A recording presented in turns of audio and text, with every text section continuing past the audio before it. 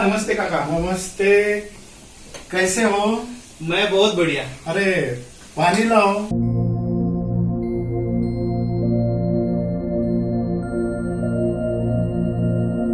आपने कैसा याद किया? अरे ये टीवी पर कोरोना कोरोना चल रहा है ना, इसीलिए थोड़ी सी चिंता हो रही थी।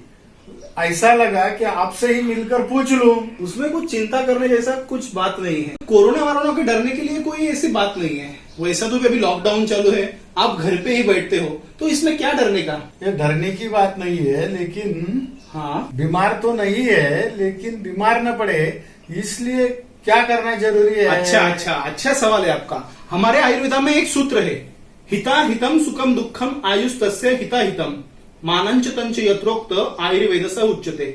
मतलब जो हितकर और अहितकर है उसका ज्ञान आयुर्वेद में बताया है, और आयुर्वेद का जो प्रयोजन है उसमें बताया है कि स्वस्थ व्यक्ति के स्वास्थ्य का रक्षण करे।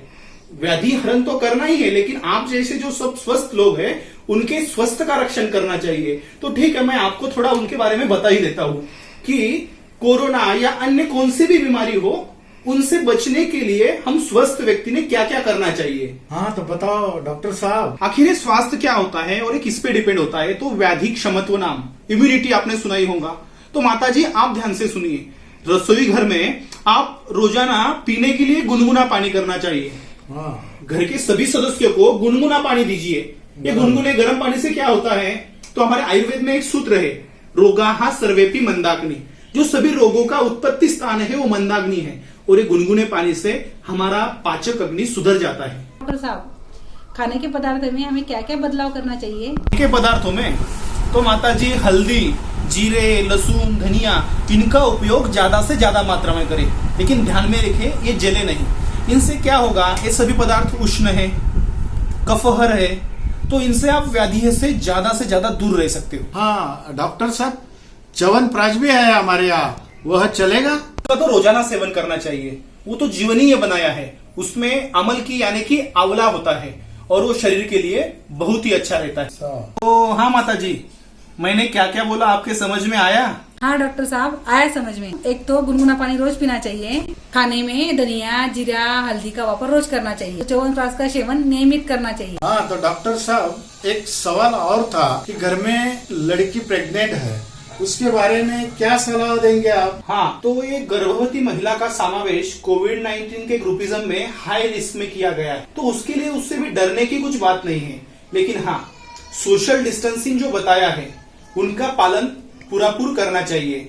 और एक इम्पोर्टेंट बात, आयुर्वेदा में धूपन द्रव्य करके एक बात है, जो हम धूपन में द्रव्य यूज करते हैं उसे कृमेघ्न और विषग्न कहा गया है, उसका वापर गर्भवती महिला के रूम में अपन ने करना चाहिए। हाँ तो डॉक्टर साहब, हमारे घर में एक दादी भी है, तो आप उनके लिए क्या सलाह देंगे? ज्येष्ठ व्यक्ति का ख्याल केयर थोड़ी ज्यादा करनी चाहिए, लेकिन वैसा कुछ अलग करने का नहीं है। माताजी, उनको अगर दूध के साथ हल्दी रोजाना आप देते हो तो उनसे ही उनकी इम्यूनिटी अच्छी रह सकती है। यहाँ तो कोरोना से डरने की कोई बात नहीं। ज्येष्ठ व्यक्ति के लिए, प्रेग्नेंट दीदी के लिए, आप स्वस्थ व्यक्ति के लिए। और कुछ तो कॉमन बातें आपको टीवी पे आपने सुना ही होगा कि हाथ बाहर गए के बाद धोना है, बाहर जाने के पहले मास्क पहनना है, किसी वस्तु को टच बाहर जाने के बाद नहीं करने का है, घर पे आने के बाद सैनिटाइजर, डेटॉल, इससे अपन ने हैंड वॉश करना है। और ये जो बेसिक इंफॉर्मेशन सरकार से, प्रशासन से, पुलिस या डॉक्टर से आप सभी को मिलती है, उसका पालन करना है।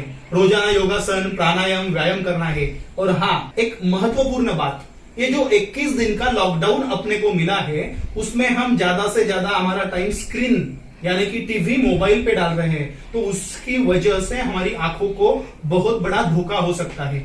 इसके लिए ये जो बचा हुआ टाइम है, ये हमारे छंदों के लिए, वाचन, गायन, जो हम हमारे व्यस्त शेड्यूल में कर नहीं सकते, इसके लिए हमसे ज्यादा देना है। तो सबको समझ में आया क्या करना है? हाँ डॉक्टर साहब। तो अगर इस सभी का पालन आप करेंगे तो कोरोना से डरने के लिए कोई बात नहीं है।